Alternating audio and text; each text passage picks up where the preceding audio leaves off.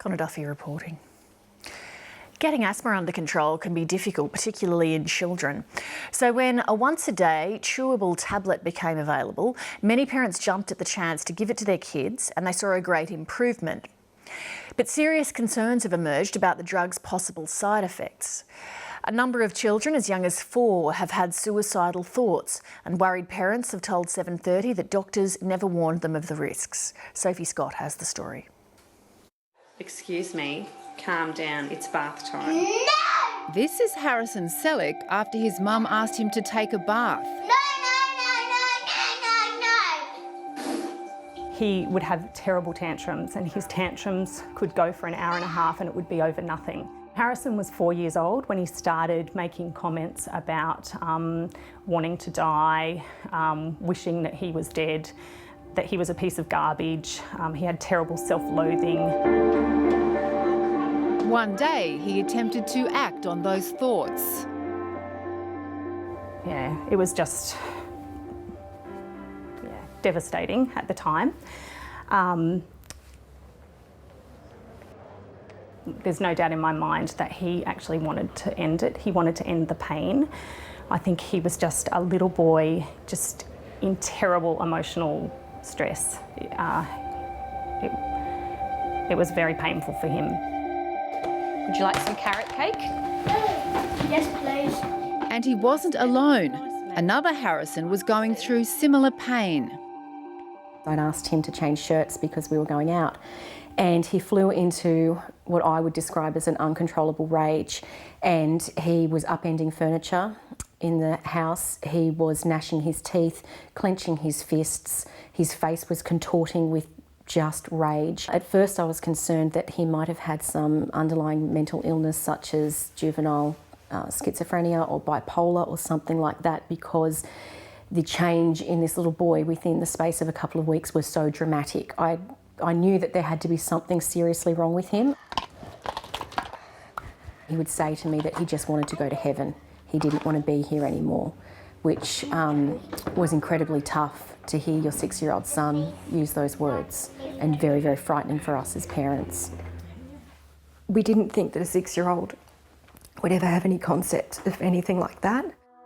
The desperate mothers went hunting for answers online. Both boys had been taking Singulair since they were 2. It was an easy-to-take, once-a-day pill, and it had helped their asthma. But the mothers discovered it could be to blame. I was incredibly shocked when I realised that a little chewable tablet that we used to control his asthma symptoms could possibly be linked to such severe psychological symptoms. She took Harrison to his paediatrician. He was able to observe Harrison and took the opinion that he was in the midst of a psychotic breakdown, which was quite frightening to hear, but it was not surprising because we knew that there was something severely wrong with him at the time. He agreed that it could be linked to his Singulair use and that he had seen that before. These aren't isolated cases. New figures obtained by 7:30 show between January 2000 and March 2016, the Therapeutic Goods Administration received almost 90 reports of psychiatric events in children and adolescents treated with Singulair's active ingredient, a drug called Montelukast.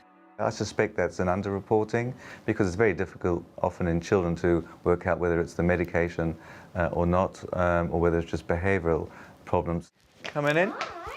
Come meet Leanne. Paediatric respiratory specialist Professor Adam Jaffe has taken some of his patients off the drug because of the serious side effects. Some of my patients have complained of nightmares or tantrums and being angry or being sad. And in those cases, the challenge to me and to each parent is to work out whether it's the medication itself or whether it's the child's behaviour.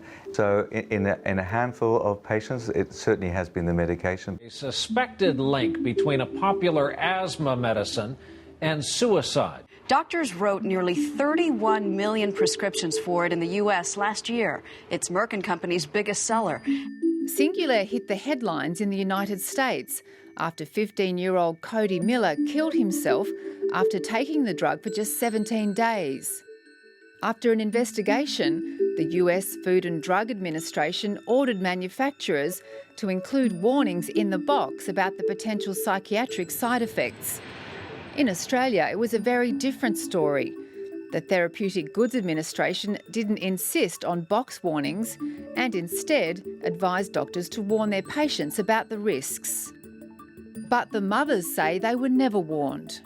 We were very, very surprised to hear that there was research out there to say that Singulair could cause such severe psychological disturbances. The doctor felt that there were no side effects with Singulair and that it would be a safer option for us to use. How aware are doctors, do you think, of the risks of this drug? I think what's happened is that we're so comfortable with prescribing this medication commonly that I suspect some doctors have forgotten perhaps that it's important to alert parents of children with asthma to look out for these behavioural side effects. And here's a box of Singulair. As you can see, there are no warning labels on the outside of the box. And inside, there's no information leaflet to warn parents about possible side effects, something many parents are angry about. If you were a parent and you read on a medication that there was potential suicidal thoughts, suicidal actions, you would look into that medication more. You wouldn't just trust your doctor's judgment. I was very angry that we didn't have consumer information in the packaging, and I didn't understand why. When my children have antibiotics, there's consumer information in there that sets out side effects. When approached by 7:30, Australia's TGA said it won't put warnings on boxes, but it will consider reminding doctors to warn their patients. The company says safety information is available on its website or that of the TGA, and that pharmacists have a duty of care to offer and provide information to patients. The company maintains Singulair has been used safely by tens of millions of people around the world. I think it needs to be remembered that this medication has changed the lives of many, many children with asthma. And it's been prescribed to hundreds of thousands of children without a problem. And the important point is that GPs, paediatricians, people who prescribe the medication need to be reminded again of the potential behavioural side effects, which will be devastating if it's your child who's affected. Both boys are now off Singulair. So Harrison's doing really well now.